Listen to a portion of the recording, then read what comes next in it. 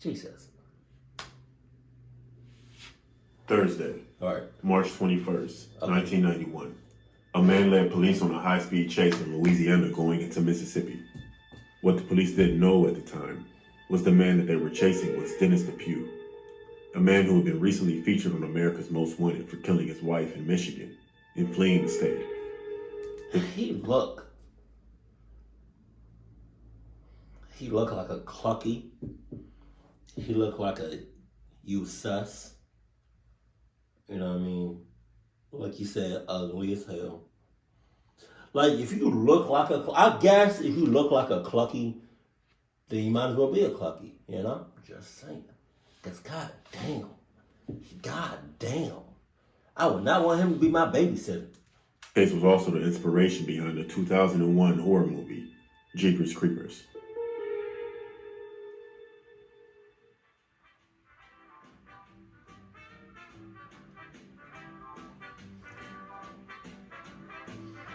Why are you playing this jolly music knowing that we about to...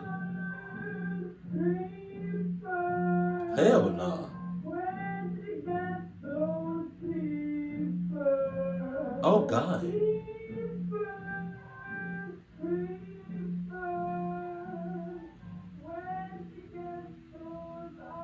Dennis had been married to Marilyn Depew for 18 years. They were a normal family, both had good careers. He was a property assessor and she was a high school counselor.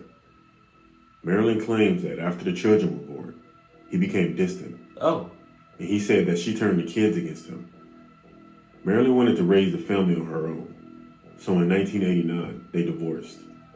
And Marilyn was left with the custody of her 3 children. But Dennis was given permission to make bi-weekly visits. Although Marilyn and her children were reluctant to spend time with Dennis. There was a time when Marilyn changed the locks because she didn't want Dennis having access to the main house. So one day she came home and Dennis was sitting on the couch in her house. Jesus. After that, it happened a few more times. She never knew how he got in. But one day, Dennis randomly mentioned to a coworker that he was thinking about killing himself and someone else. That's gonna do it. That's gonna do it.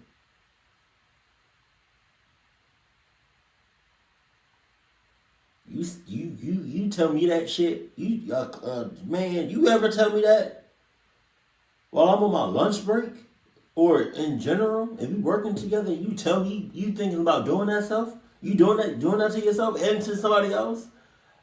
I would be like, all right, cool, cool. I'm just gonna go ahead and just.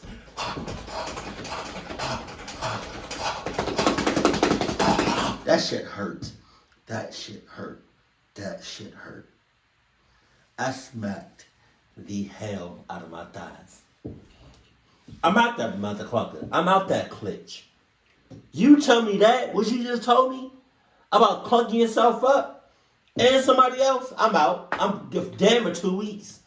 I'm out this motherfucker. I'm haul assing. But he didn't say who he was thinking about killing. Oh no. So on April 15th, 1990, Dennis went to Marilyn's house to pick up 2 of their children. However, the children had refused to go with him, which made him quite angry.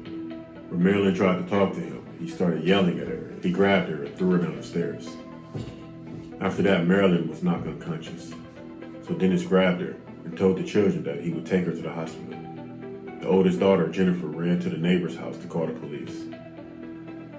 Dennis and Marilyn never made it to the hospital. Later on, Ray and Marie Thornton were on the road when a high-speed truck passed them. On the road, Ray and Marie always played a game with pronouncing license plate numbers. They noticed the license plate started with GZ. So they said, geez, he must be in a hurry. But they didn't pay much attention until a few minutes later when they passed an abandoned school and saw the van was parked there. And as they were driving past, they saw the man behind the school with a bloody white shirt. A few minutes later, they saw that same van was following them. So Ray turned into another road, and the van stopped on the side of the road. Then they turned to see if they could see the full license plate so they could write it down for the police. And they saw the guy was changing his license plate. He also had the passenger door open, but the passenger door was covered in blood. Oh my God. After that, they returned to the abandoned school and found a bloody blanket and shirt. After that, they called the police. After the police arrived, they found fresh tire tracks and pools of blood. The tracks matched his van, and it was discovered that the van belonged to Dennis, and that he had murdered Marilyn, shooting her in the head, and hiding her body just off the road between her home and that abandoned school where he was seen. So Dennis fled. Though later, Dennis would start writing letters. He wrote 17 of them to his friends and family in an attempt to justify her death. The letters were postmarked in Virginia, Iowa, and Oklahoma. One letter in specific said, "Marilyn had many opportunities to treat me fairly during this divorce. She chose to string it out, trick me, lie to me. When you lose your wife, children, and home, there's not much left, and I was too old to start over." That was the last that anybody heard from Dennis. But on March 21st, 1991, Dennis had already changed his name to Hank Queen and was watching the show Unsolved Mysteries and noticed that he was featured on the show. Oh God. As he was watching the show, he began to gather some of his belongings and packing his clothes so that he could leave. When doing so, his girlfriend Mary got home from work and she walked in. As she walked in, he asked her to make him a sandwich for the road. So he kept her in the kitchen while he continued to watch the show and continued to pack his belongings. His girlfriend said that he left in a hurry and told her that he had to visit his mother who was sick. Later, a friend of Mary's gave the license plate number of Dennis's van to the police because she saw Dennis on Unsolved Mysteries. Hey, bro. Hey. I'm tired of these people being in these cluck-ass situations and those red flags go off. Nothing goes off. I'm tired of this shit. Cause I'm just saying, like, if I was with somebody and they was like ugly as shit, you know what I mean? And didn't really talk too much, wasn't really outgoing, you know, watch killer movies and shit, playing with knives.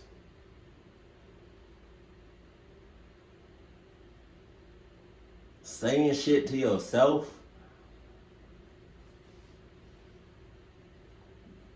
Red flags will be going off left and right. They'll be popping like popcorn. Just going off. That's crazy. They didn't feel nothing. They didn't sense nothing. The guy. A few hours, Dennis was found to be in Louisiana and crossing the border into Mississippi, prompting the police to start a chase. As the police pursued Dennis, they shot out his back tires. Dennis then stopped the van, shot at the police, then finally turning the gun on himself. Oh, God. After that, nothing came of what happened. This was the true story behind the movie Jeepers Creepers.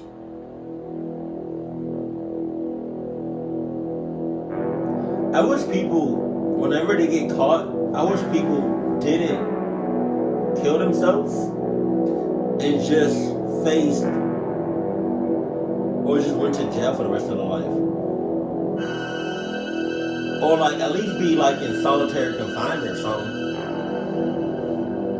Cause best believe, if you think you got the easy way out, oh, God is gonna handle your ass. Look at that glitch. He looks creepy as shit.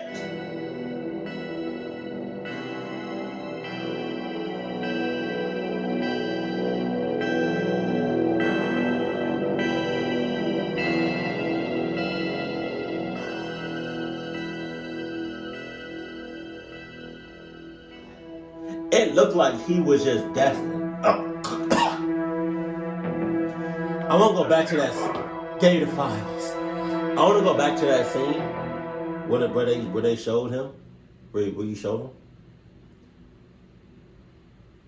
because it's like I don't. Hold on. Let me see. Okay. Okay. Pause. How do you look at somebody like that and be like, "Damn, I want you"? What? How do you look at somebody like that and be like, you sus as shit? Just like off of looks. You sus as shit, creepy as shit, you're clucky. You know what I mean? You probably friends with Toby. On gigs. Look at him! If I saw this glitch walking around, I would have clucked him up on site. I would have clucked him up on site. Cause I cannot, like, you can't, it looks like he was destined for cluckness. I promise you that. Keep it cool. Keep it classy, and I love you. Stay happy. My family. Look at that, man. Jesus.